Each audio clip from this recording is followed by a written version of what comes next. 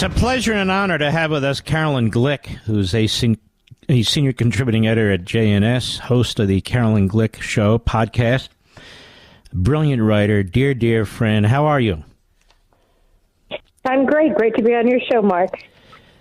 Well, Caroline, we have Joe Biden putting out a statement, Blinken, Kirby, trashing Israel for this, accident in which 7 food aid workers were killed, and then expanding it. We've been telling Israel they need to do more to feed the people in Gaza. We've told Israel to be more careful. We've told Israel to wind down its military operation. I mean, it's going on and on and on.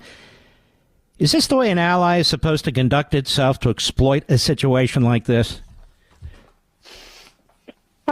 We've never really experienced anything like this from the United States before. Israel has always defended itself by itself. We've never asked the United States to send forces to defend us or any bases or anything like that. We always just defend ourselves by ourselves. The one thing that we always were able to count on during war is that the United States of America sided with us.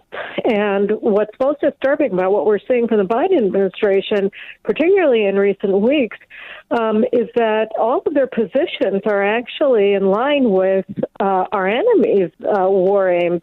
Whether it's Hamas wanting to survive in order to restore its power in Gaza and rebuild, and the United States saying you can't take out the remaining battalions that they have in their military forces, and you have to stand down and you have to let their allies, the Palestinian Authority security forces that the United States trains, but then they use the U.S. training to kill Israelis in terrorist attacks. Whatever it is, the Americans seem to just be aligned with Hamas's war strategy, which is to use civilians as human shields and then wait and attrit Israel until international opinion turns against it, led by the United States. And that's exactly what the Biden administration is doing. So this is something we've actually never had before. We've always, America's always had our back in the international arena, at least to a significant degree, maybe not 100%, but, more than 50. And here what we're seeing is a complete shift where the United States uses every opportunity as an opportunity to everything that happens there as an opportunity to try to undermine Israel's war effort and our goals. And this is pretty precious, what the Biden administration is doing today. The statement put out by the President, Secretary of State, goes to the microphone. Given that a couple of years back, we had a drone strike that hit what we were told was a righteous strike because it hit a terrorist and a terrorist nest, when in fact it hit a major aid worker in Afghanistan, killed his entire family, 9 other members, including 7 children. Has anybody brought that up? No, it's not just that. All of these things are tragedies. People operating in war zones, whether they're reporters or aid workers, doctors, whatever they happen to be, they place themselves in harm's way because they believe in what they're doing. Now, I was an embedded reporter with the 3rd Infantry Division during the war in Iraq, and, there were a lot of reporters there that were wounded. I had a friend, Michael Kelly from the Washington Post, who was killed. But nobody came to the United States and said, you're evil because Michael Kelly was killed on the road up to Baghdad. People put themselves in war zones, in battle zones, and they incur a certain amount of risk. And it's a terrible tragedy when people who aren't involved, people who are trying to do good, are killed. But it's just, it's not because of a malign intent either on the part of the United States or Israel. And what's really troubling here is that obviously the Israeli military is taking incredible steps to avoid civilian casualties. We have the lowest civilian-to-combatant ratio among Gazans in the history of warfare, not just according to, the Prime Minister of Israel, but according to the head of the Urban Warfare Department at West Point, and according to General David Petraeus, the former director of the CIA and commander of U.S. forces in Iraq.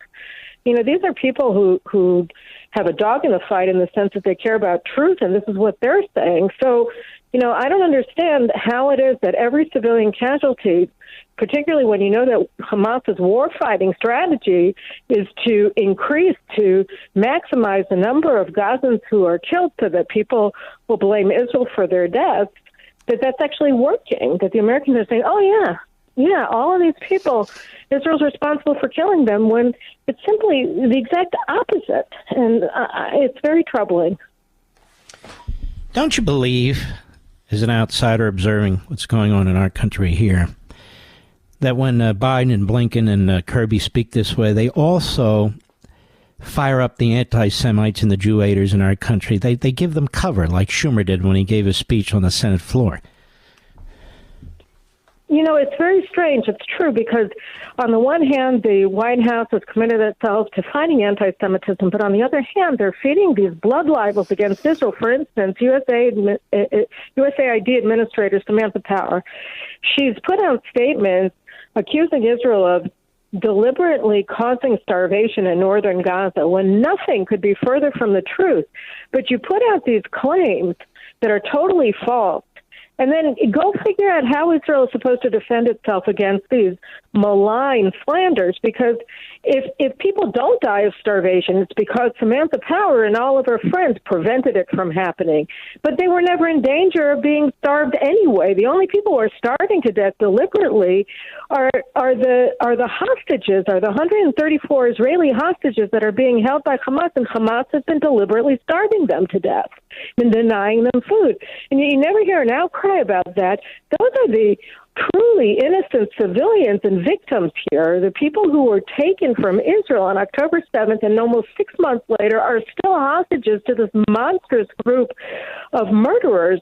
And yet all of the outcry is against Israel, which is doing everything to minimize civilian casualties, is not starving anybody. There's more food coming into Gaza today than was coming into Gaza before October 7th.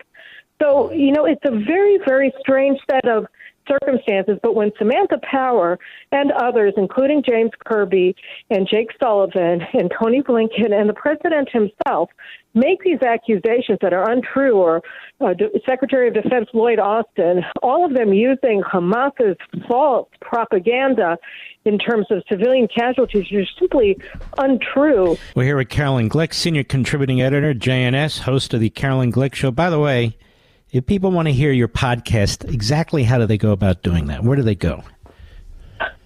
Oh, they can go to YouTube and go to the Caroline Glick Show or JNS TV, get the Caroline Glick Show. I'm on Rumble. They can get the Caroline Glick Show. You can get it, and also all major podcast outlets you can go to and get the Caroline Glick Show.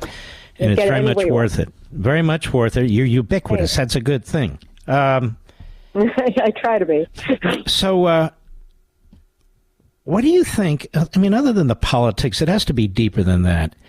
Joe Biden, his Obama team that surrounds him, they're not just critical of Israel. They have now turned anti-Israel and are undermining Israel and are threatening to withhold arms from Israel, conducting war crimes investigations against Israel, on and on and on. Do you think these people have been in a closet and they've just come out because they are now revealing who they are? Yeah, I just wanted to, I think when you were asking me about the anti-Semitism issue, I think here it really plays into it, because when you hear people like Samantha Power making these false allegations against Israel that we're deliberately starving people, God forbid, in Gaza, but just projecting Hamas's crimes onto Israel, or every major official in the Biden administration using Hamas's fake numbers of casualties to claim that we're deliberately killing civilians when the ratios have never been lower of civilians to combatant deaths in the history of warfare than they are in Gaza with the Israel Defense Forces operations there. What they're doing is they're giving fuel to these anti-Semites on the streets of the United States of America who are attacking Jews on college campuses, at synagogues, on the streets of the major cities of the United States, accusing them of genocide, accusing them of supporting genocide, accusing them of starving people, so that when you get this kind of echo chamber where it's going from Hamas propaganda to the Department of Defense and the Defense Secretary and USAID from the EU making these allegations that are simply lies against Israel, then that gives fuel to the people on the street who are attacking Jewish Americans. And it's a noxious mix, and it's obviously antithetical to the idea that Jews have equal rights and civil rights in this country, because they're being attacked and they're being discriminated against and they're being harassed. Yesterday you had an event in Teaneck, New Jersey, where they were honoring Israeli first responders, and these pro-Hamas protesters came out to try to intimidate people away from going to the synagogue there. What is that? And they were given a permit, even though it was clear that this was a hateful demonstration against Jews and a way to constrain their civil rights of just having events at their synagogue. So, these are the kinds of things that are create a toxic mix, both in terms of Israel-American relations, but also in terms of the treatment of Jewish Americans, and it's very troubling. Biden, in his statement today, even more tragically than the 7 who died, this is not a standalone incident. He and Blinken and Kirby saying exactly the same. This conflict has been one of the worst in recent memory in terms of how many aid workers have been killed. This is a major reason why distributing humanitarian aid in Gaza has been so difficult, because Israel has not done enough to protect aid workers trying to deliver desperately needed help to civilians. These are blasphemous lies. These kinds of statements are outrageous. No mention of what Hamas steals and then resells, and Egypt's role in blocking aid. There's not a thing in here that's accurate. No, and again, this feeds into this noxious kind of discourse about Israel, about Jewish people, that is going around throughout the Western world, including in the United States. And it's very troubling, because these are simply untruths. It's just not true.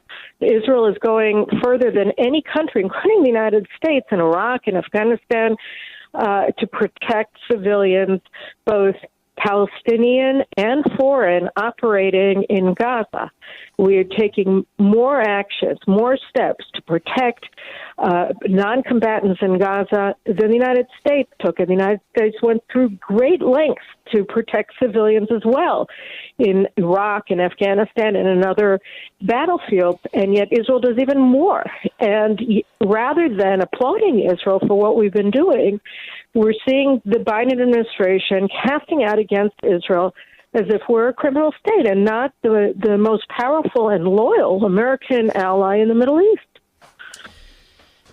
You talk to a lot of people in Israel, obviously. You come across many of them. How are they reacting to this? Is this demoralizing? It's very alarming, because Israelis have long trusted in their alliance with the United States. You have military leaders in Israel who have for the past generation insisted that Israel's most important strategic advantages are alliance with the United States. That's the most important thing. That it's our alliance with the United States that's the most important thing. And the Israeli people trusted in it. And what we're finding now is that the polls are showing that the vast majority of Americans support Israel against Hamas. Just had a new Harvard-Harris poll come out last week that said that 80% or 79% of Americans support Israel in this war. 2/3 to 75% support all of Israel's war aims and think that Israel is prosecuting the war correctly. And yet you get the exact opposite position coming from the administration. I think that Israelis are trying to see how you square this circle where the American people are, when polled, show extraordinary support for Israel, and yet that's not being reflected in the positions that we're getting from the administration. So it's very distressing. But on the one hand, it's heartening to know that the American people stand with us, as we see in these polls. But it's disturbing and really scary in a way to see the way that the Biden administration is just, like you said, they're slandering us. What's amazing is 6 months, pretty much, almost to the day, 6 months after October 7. Didn't take 6 months, but here we are 6 months later. And Israel really is fighting a multi-front war, and that includes with the propaganda and the policies coming out of the Biden administration. I mean, you're getting stabbed in the back, and you're facing down the enemy that surrounds you, and it's got to be a very precarious situation. Well, it is, because, I mean, we just had yesterday, we had Qasem Soleimani's replacement, this guy named Reza Zahedi, who's in charge of all of the Iranian terror operations in Lebanon and among the Palestinians and in other areas. So he's really directing the war against us. And he was assassinated together with 10 other people who were working with him in this Iranian Revolutionary Guard Corps office in Damascus. And they're attributing it to Israel. And so, they're all threatening Iran. The supreme dictator of Iran threatened to shoot missiles and blow up the Israeli foreign ministry. And you have war music being broadcast on Lebanese radio by Hezbollah, which is controlled by Iran and which controls Lebanon.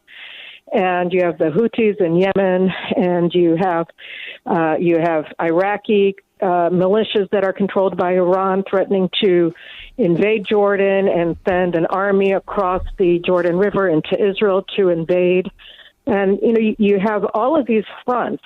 And rather than seeing, even just rhetorically, strong U.S. support for Israel against all of this, you're seeing the opposite. You're seeing that the United States wants to give a state as quickly as possible to the Palestinians who started this whole thing when they invaded Israel with a division-level force of 3,000 in trained and organized units, and they carried out a one-day Holocaust against Israeli civilians and military, and killed 1,200 people in the most sadistic, barbarous way, and stole 236 hostages to Gaza.